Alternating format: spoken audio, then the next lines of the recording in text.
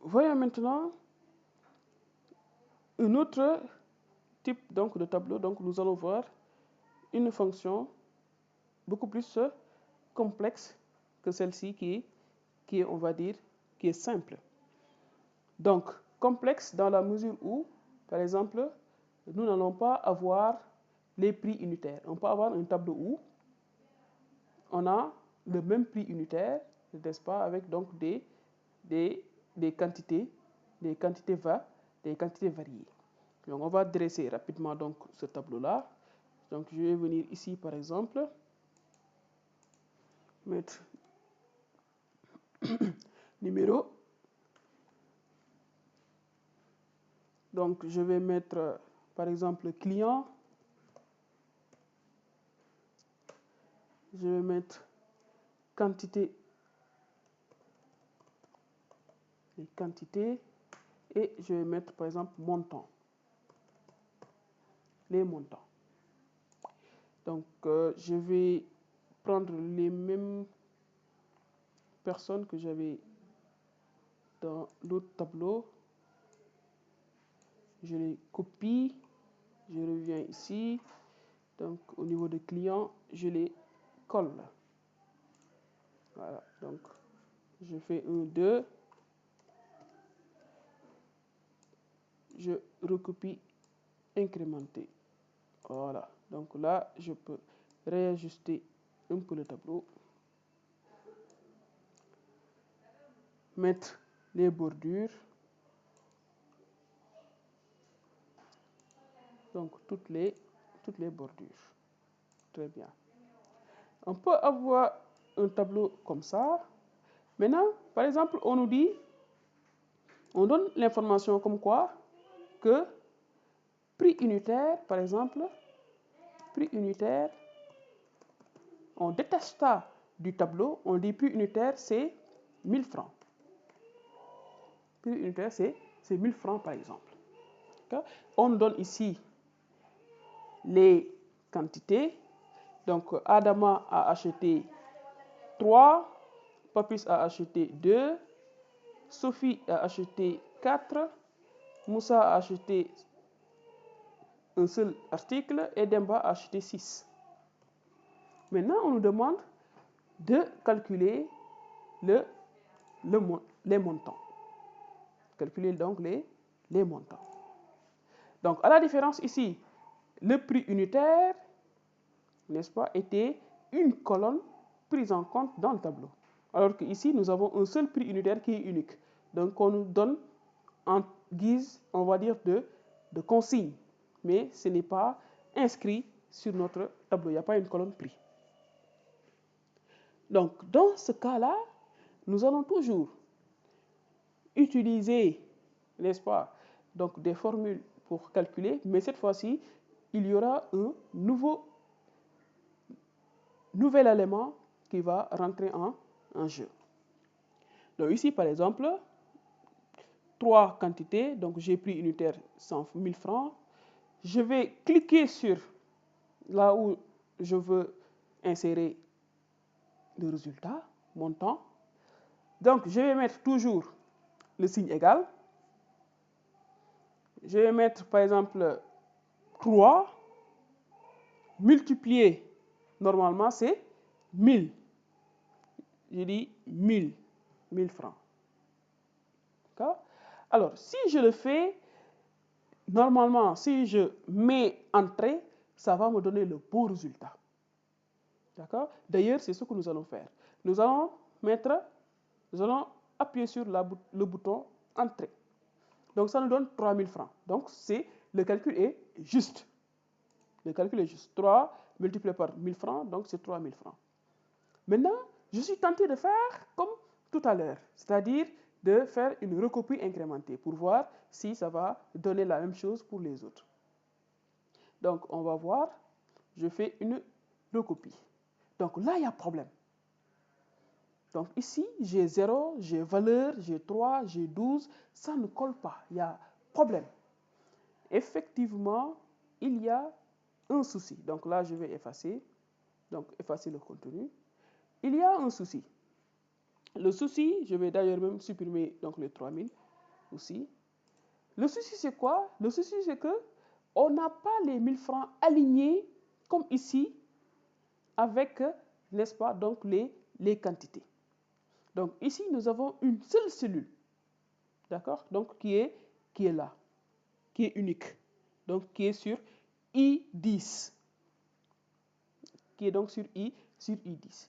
Pour que Excel puisse retenir les 1000 francs, donc c'est à nous de dire à Excel, de demander à Excel, retiens-moi ces 1000 francs-là pour calculer ça avec les autres lignes. Donc pour ce faire, donc, nous avons besoin d'un outil, d'un élément.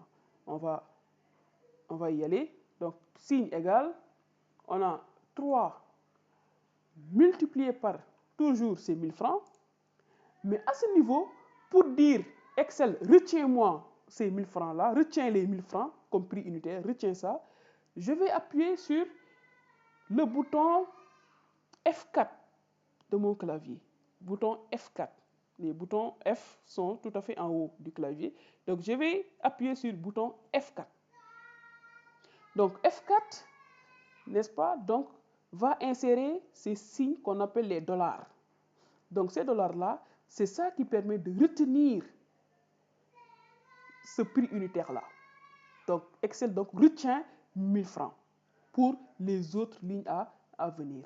Donc maintenant, je peux appuyer sur le bouton Entrée. Donc là, j'ai 3000. Maintenant, je peux faire la recopie. Pourquoi? Parce que Excel a retenu les 1000 francs que je lui ai donnés. Donc je fais la recopie, je descends et regardez, donc 2 multiplié par 1000, ça fait 2000, 4 multiplié par 1000, ça fait 4000, ainsi de suite. Donc j'ai pu faire ces opérations-là à l'aide donc de l'outil F4, donc l'outil dollar F4 que j'ai pu insérer pour maintenir les 1000 francs. On va faire donc un exercice pour consolider ces connaissances. Donc on va créer une nouvelle feuille. On va la renommer exercice.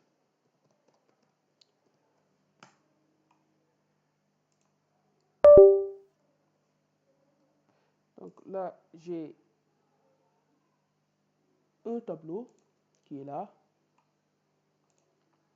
Donc vous avez la TVA qui est de 18%.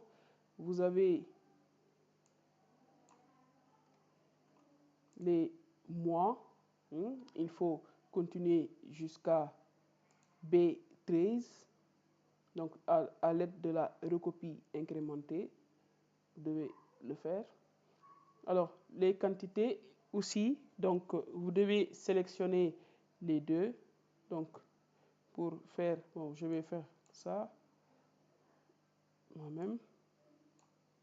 Donc là aussi, je vais donner les quantités. Donc voici donc, vous avez les mois, quantité, prix. Donc pour les mois, c'est à vous de faire la recopie incrémentée. Donc vous avez total hors taxe, donc total hors taxe.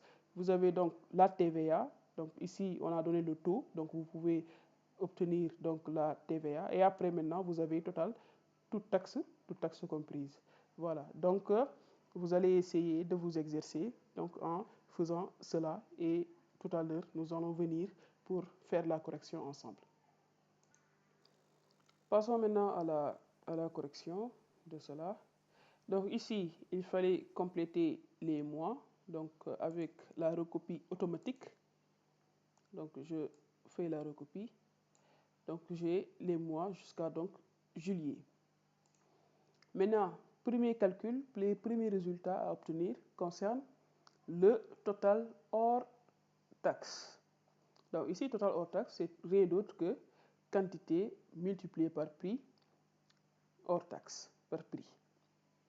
Donc ici, je vais égal, donc 100 multiplié par 10 et entrée. Donc ici, je n'ai pas besoin donc de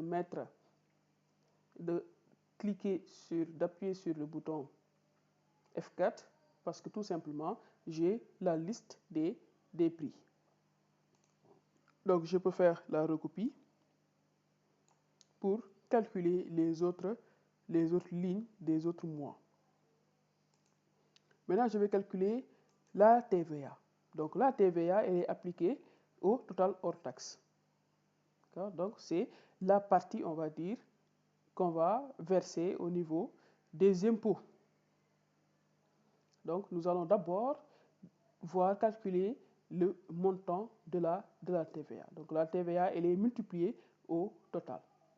Donc, ici, nous allons égal, donc 1000 multiplié par 18%. Donc, 18% ici qui est isolé, pour que je puisse après utiliser la recopie, donc je vais demander à Excel de retenir ces 18%-là, donc en appuyant sur F4.